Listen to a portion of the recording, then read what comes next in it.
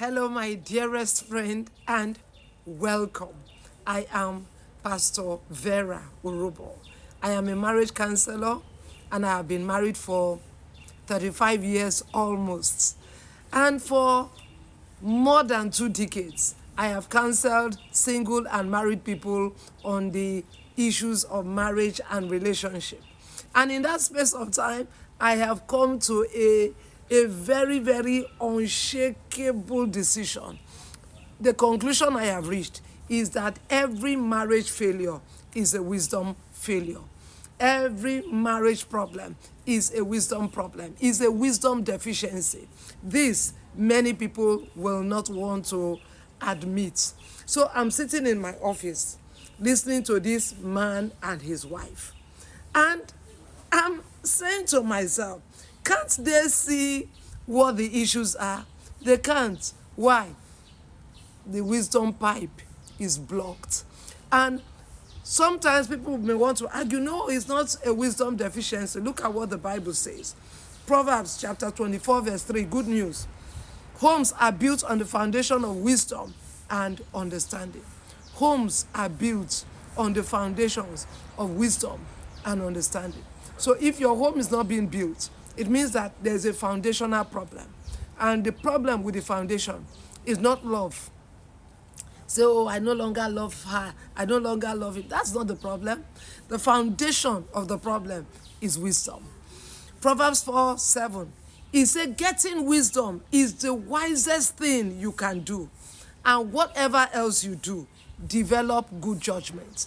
The wisest thing any man can do for his marriage, for his relationship, for his life, for his career, for his health, every area of life is to get wisdom on how that thing is supposed to work. Whatever else you do, get clarity, insight, how things are supposed to work, how marriage is supposed to work. You must get that insight if your marriage is going to work. The Amplified puts it this way. It said the beginning of wisdom is get skillful and godly wisdom. It is preeminent. And with all your acquiring, whatever else you acquire, get understanding. Actively seek spiritual discernment, mature comprehension, and logical interpretation. Now, this is the area where many marriages and relationships are failing. There isn't mature comprehension on issues, and there isn't logical interpretation. So this person is going east, the other person is going west. Now listen, in Ecclesiastes 10:10, reading from the New Living Translation, it says, using a dull axe requires great strength. So sharpen the blade. That's the value of wisdom. It helps you succeed. The value of wisdom is that it helps you succeed. Now, so if you want to cut down a tree, but you are using a dull axe, you know you are going to put a lot of strength. At the end of the day, you may not succeed in cutting down that tree, but you are going to end up with blistered palms. Blistered palms. In many marriages, their palms are blistered and bleeding. Why? Because the axe is blunt, but they want to do marriage. It cannot be done. He says, sharpen the blade. Go and sharpen the blade. You know, sometimes people want to argue. Say, Pastor, you don't understand. I have wisdom. Excuse me, sir. You have wisdom, and yet your marriage is failing. Jesus himself was the one who said, wisdom is justified of her children. In other words, if you have wisdom, it will show. It will manifest in your acts. You can't be talking down your wife, abusing everybody, and you say you are wise. You can't be an unsubmissive wife and you say you are wise. How are you wise? How are you wise? He said wisdom is justified of her children. In James 3:13, reading from the Amplified, he said, who among you is wise and intelligent? Who? Did you say you are wise and intelligent? He said, let him, by his good conduct, show his good deeds. So if you say you are wise and intelligent, it will show in your actions. So it's not about what you are saying. In fact, I love the Message translation. He said, do you want to be counted wise? Do you want to build a reputation for wisdom? Here's what you do. Live well. Live wisely. Live humbly. It's the way you live, not the way you talk, that counts. Mean-spirited ambition is not wisdom. Boasting that you are wise is not wisdom. Twisting the truth to make yourself sound wise is not wisdom. It's the farthest thing from wisdom. It's animal cunning, devilish plotting. Whenever you are trying to look better than others, to get the better of others, things fall apart and everyone ends up at the other's throats. How many marriages are at each other's throats? He said, why? Because you say you're wise. You know, wise. That's what the Bible is saying. You know, wise. Many times is this devilish plotting and cunning. And I'm like, I keep asking myself, do you want to be happy or what? So how do you get wisdom for your marriage? Number one, you need to accept that you don't have wisdom, first of all. If you keep arguing that it's my wife that is the matter, it's my husband that is the matter, you are still showing this lack of wisdom. So first of all, just agree, Sha, that I no get sense. Just agree. Say, I beg, I no get sense. I no get wisdom.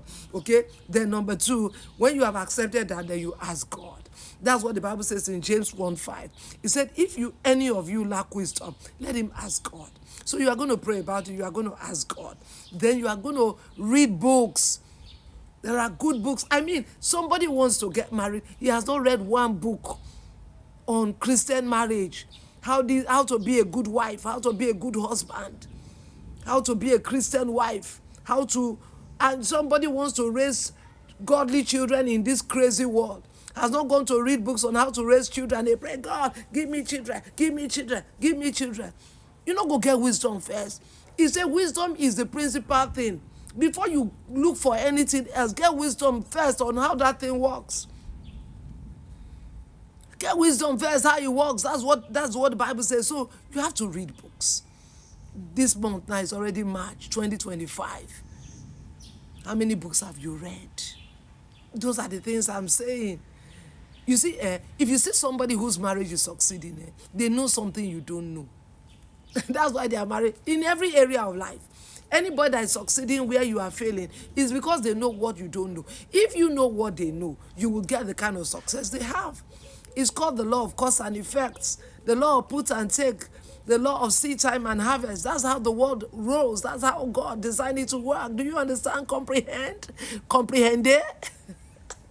Okay, then read books, then listen to serious messages. I mean, don't go and listen to people who they've had 7 failed marriages and they want to tell you how to do your marriage. Listen to trusted people. Listen to trusted people. Then attend serious marriage seminars. Not those seminars they want to say, where do your husband press toothpaste? I mean, trivial things that don't make sense. Attend serious marriage seminars. And you want to also see a counselor. That counselor must not be any of your parents. See a trusted counselor who will be very, very objective and will borrow na sense. Go borrow sense. Go borrow sense. And I'm telling you, once you begin to apply the wisdom of God into your marriage and relationships, you'll see that things would be so much better.